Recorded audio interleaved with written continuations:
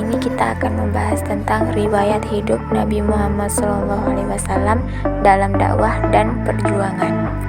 Biografi singkat Nabi Muhammad SAW sebelum dan sesudah masa kerasulan. Nabi Muhammad SAW adalah keturunan Bani Hashim, suatu kabilah yang kurang berkuasa dalam suku Quraisy.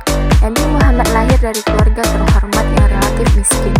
Ayahandanya bernama Abdullah, anak Abdul Muthalib, seorang kepala suku Quraisy yang besar pengaruhnya. Ibunya adalah Siti Aminah binti Wahab dari Bani Zuhroh. Muhammad lahir dalam keadaan yatim karena ayahnya Abdullah bin Abdul Muthalib meninggal dunia 3 bulan setelah dia menikahi Aminah. Muhammad kecil kemudian diserahkan kepada ibu pengasuh, Halimah Sa'diyah. Dalam asuhannya, Muhammad kecil dibesarkan sampai usia 4 tahun. Setelah itu, kurang lebih 2 tahun dia berada dalam asuhan ibu kandungnya. Ketika berusia 6 tahun, dia menjadi yatim piatu. Seakan-akan Allah ingin melaksanakan sendiri pendidikan terhadap Muhammad, orang yang mempersiapkan untuk membawa risalahnya yang terakhir. Yang pertama, dakwah Nabi Muhammad SAW pada periode Mekah. Setelah turunnya wahyu yang pertama ini, Jibril tidak muncul lagi untuk beberapa lama. Sementara Nabi Muhammad menantikannya dan selalu datang ke Gua Hiro. Dalam keadaan menanti itulah turun wahyu yang membawa perintah kepadanya. Wahyu itu berbunyi sebagai berikut: Hai orang-orang yang berselimut, bangun dan berilah peringatan. Hendaklah engkau besarkan Tuhanmu dan bersihkanlah pakaianmu.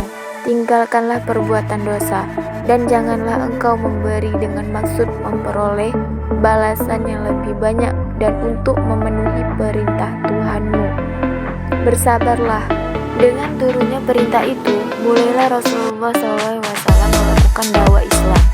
Langkah pertama yang dilakukan adalah berdakwah secara diam-diam di lingkungan keluarga terdekat dan di kalangan rekan-rekannya.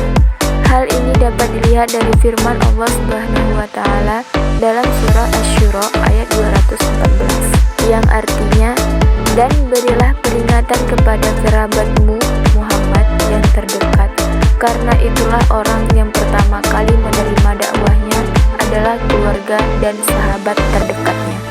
Selama 3 tahun pertama, sejak diutusnya Nabi Muhammad SAW, dakwah dilakukan secara sembunyi-sembunyi.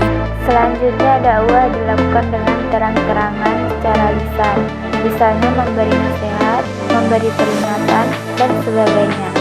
Hal ini dituturkan dalam Quran Surah Al-Hijr ayat 94, yang artinya, maka sampaikanlah Muhammad secara terang-terangan segala apa yang diperintahkan kepadamu, dan berpalinglah dari orang yang musyrik. Sejak turunnya ayat ini, Nabi mulai menyampaikan dakwah secara terbuka, sebuah langkah pertama untuk memasukkan gagasan agama ke dalam aktualisasi sosial dan kehidupan politik. Satu hal yang sangat penting adalah bahwasanya kelompok pengikutnya yang pertama adalah kalangan migran, kalangan miskin, warga kalan yang lemah, dan anak-anak dari kalangan klan kuat, Ali bin Abi Thalib, di mana mereka merupakan kalangan yang paling kecewa terhadap pergeseran moral dan sosial di Mekah, dan mereka membuktikan pesan-pesan Nabi Muhammad SAW sebagai sebuah alternatif yang vital. Yang kedua, ada metode dakwah Nabi Muhammad di Madinah. Nabi Muhammad SAW terus menyiarkan Islam kepada penduduk Madinah yang belum beriman. Beliau mengajak orang-orang Yahudi dan Nasrani untuk beriman kepadanya. Beberapa di antara mereka ada yang masuk Islam, namun sebagian besar dari mereka tetap memegang teguh agamanya. Bukan hanya sampai di situ, beliau juga menyampaikan dakwah kepada kabilah-kabilah di sekitar Madinah. Dalam waktu yang relatif singkat, jumlah orang yang masuk Islam meningkat pesat, sehingga lama-kelamaan kaum muslimin Madinah menjadi kelompok mayoritas dan memegang kekuasaan politik. 12 pada periode Madinah ini, Nabi Muhammad SAW mulai mengajarkan ritual-ritual keagamaan seperti sholat dan puasa. Di samping itu, beberapa aturan-aturan sosial kemasyarakatan juga mulai diperkenalkan. Pada periode Madinah inilah ajaran Islam semakin disempurnakan. Meskipun demikian, sempurnanya ajaran Islam yang diturunkan oleh Allah Subhanahu wa taala baru ditetapkan setelah beliau sedang mengerjakan wukuf di Arafah dengan turunnya wahyu terakhir sebagaimana tercantum dalam Quran surah Al-Maidah ayat 5 yang artinya diharamkan bagimu memakan bangkai darah, daging babi dan daging hewan yang disembelih bukan atas nama Allah, yang tercekik, yang dipukul, yang jatuh, yang ditanduk, dan yang diterkam binatang buas, kecuali yang sempat kamu sembelih. Selanjutnya ada strategi perjuangan dakwah Nabi Muhammad SAW. Yang pertama, hijrah ke Habsyi. Kedatangan orang-orang Islam di Habsyi disambut dengan baik oleh Raja Nejus.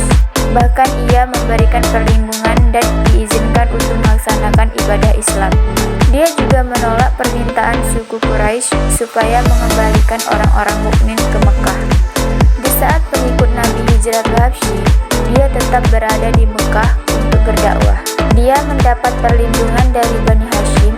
Bahkan dua orang tokoh Quraisy masuk ke dalam Islam, yakni Hamzah bin Abdul Muthalib dan Umar bin Khattab. Masuknya Umar ke dalam Islam, di mana awalnya dia adalah musuh Islam yang sangat kuat. Diceritakan bahwa sewaktu Umar akan pergi mencari Nabi untuk membunuhnya, di tengah jalan dia berjumpa dengan Naim bin Abdullah dan menanyakan tujuan kepergian Umar. Umar lalu menceritakan tentang keputusannya membunuh Nabi. Dengan mengejek, Naim mengatakan agar Umar lebih baik memperbaiki urusan rumah tangganya terlebih dahulu. Seketika itu juga Umar kembali ke rumah dan mendapati iparnya sedang asyik membaca Al-Quran. Umar marah dan memukul sang ipar dengan ganas. Kejadian itu tidak membuat ipar dan adiknya meninggalkan Islam, sehingga Umar meminta dibacakan kembali Al-Quran tersebut. Kandungan arti dalam alunan ayat-ayat Kitabullah ternyata membuat Umar begitu terpesona, sehingga ia bergegas ke rumah Nabi dan langsung memeluk agama Islam. 2. Pergi ke Taif. Tahun ke-10 kenabian dikenal dengan tahun duka bagi Nabi Muhammad SAW, sebab dua orang yang sangat dicintainya telah meninggal dunia, yaitu Siti Khadijah dan Abu Thalib. Kedua orang ini adalah pembela dan pelindung yang sangat tabah, kuat, dan disegani masyarakat Mekah. Dengan meninggalnya Siti Khadijah dan Abu Thalib, orang-orang kafir Quraisy semakin berani mengganggu dan menyakiti Nabi Muhammad SAW. Karena penderitaan yang dialami Nabi Muhammad SAW semakin hebat, maka ia berencana memperluas wilayah dakwahnya di luar Mekah, seperti Haif. Beliau melakukan perjalanan ke Taif ditemani oleh Zaid bin Harithah. Kepergiannya ke Taif untuk menyebarkan Islam kepada pembesar-pembesar dan kepala-kepala suku di tempat tersebut. Nabi berharap dakwahnya diterima masyarakat Taif. Akan tetapi, harapan tersebut tidak menjadi kenyataan. Bahkan beliau diusir dan dihina dengan cara-cara yang tidak manusiawi.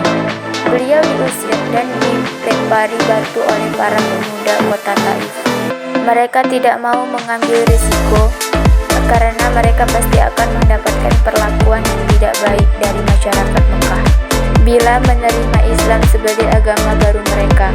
Para pembesar kota Taif menganggap Muhammad adalah orang gila yang terusir dari Mekah, berdasarkan informasi yang mereka terima dari Abu Jahal, bahwa apa yang diajarkan Muhammad adalah kebohongan besar yang akan menyesatkan bangsa Arab.